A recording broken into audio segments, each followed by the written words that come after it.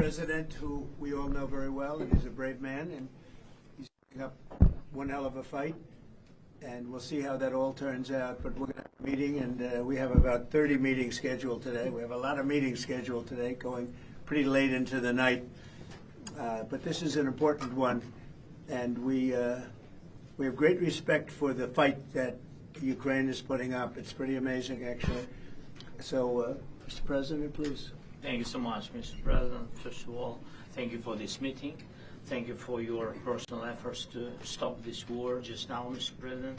And I'm happy to say that just now our First Ladies of Ukraine, First Ladies of the United States, Yes. just now we'll have a meeting about Ukrainian children. Thank you for Melania's personal involvement to this topic.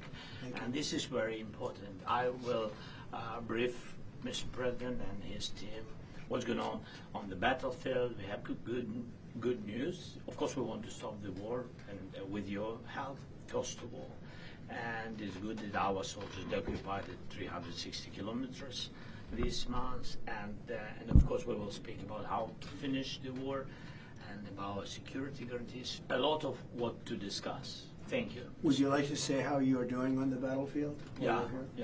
Please. Yeah. So thanks to our soldiers and to possibility to further the program when NATO countries, by the way, thanks to your support, that they can buy weapons from the United States. So our soldiers this month, they occupied 360 kilometers, and they encircled 1,000 soldiers. And of course, we want to exchange, because we need our soldiers in any case. But thanks to our soldiers, we have this possibility, this opportunity to continue until Russia will stop this war, and I hope that they will stop. In any case, we know that the economy of Russia is well.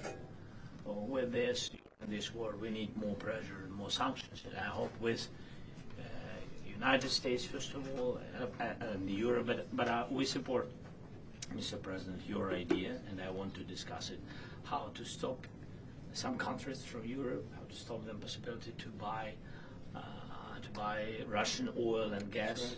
Yes. I had conversation, by the way, with President of Slovakia, Prime Minister of Slovakia. We had a good conversation. I think that they need some alternative ways, and they will support this idea. I'm not sure that Hungarians are ready, but everything is in the future.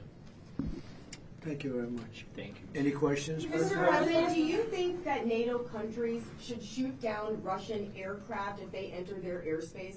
Yes, I do. Mr. President, any update on your talks with President Putin, and do you still trust him?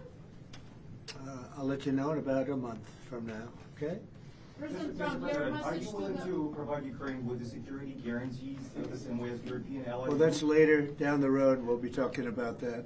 Hopefully, we'll be in a position to talk about that a little bit later on. It's a little bit too early to answer Why that do you question. think Mr. Putin is Yeah, not go going ahead, to meet please. with both of you? President Trump, your message to President Orban, who's refusing to stop buying Russian oil. Well, he's a friend of mine. I have not spoken to him, but I have a feeling if I did, he might stop, and I think I'll be doing that. What progress do you think has been made on ending Russia's war against Ukraine since the last time you saw President Zelensky? Well, the biggest progress is that the Russian economy is terrible right now. It's, as you know, it's crashing. And that, frankly, Ukraine is doing a very good job of stopping this very large army. It's pretty amazing. You know, this is a war that should have ended in 3 days, 4 days. People said it was going to be very quick, and you got to hand it to the Ukrainian soldiers and everybody involved. It's still going on, and that's not a good thing for Russia. This was supposed to be quick, and so, you know, Russia doesn't look very distinguished, having taken 3.5 years now, right? It's about 3.5 years of very hard fighting, and it looks like it's not going to end for a long time. Mr. President, have you been briefed on the latest alleged drone incursion into Denmark? What do you think of that? And Where are they? Into Denmark, Copenhagen. Denmark is saying that there were some drones drones at the airport, possibly Russian sabotage. What's your response to that? Will the U.S. have a material? Well, I have no response until I find out exactly what happened. I know about it, but they don't know what happened. But we're going to find out very soon. Sir, Would you back up NATO allies? You said that you thought that they should shoot down the Russian aircraft. Would you back them up? Would the United States help them out in some way? Depends on the circumstance, but we're very strong toward NATO. NATO stepped up. When they went from 2% to 5%, that was great unity.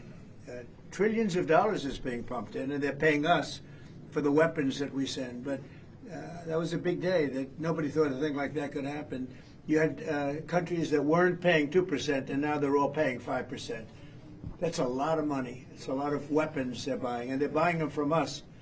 They're buying them from the U.S. In the old days, Biden gave them everything, gave them $350 billion worth of money and weapons. That's a lot of money and a lot of weapons, and we got really not much for it.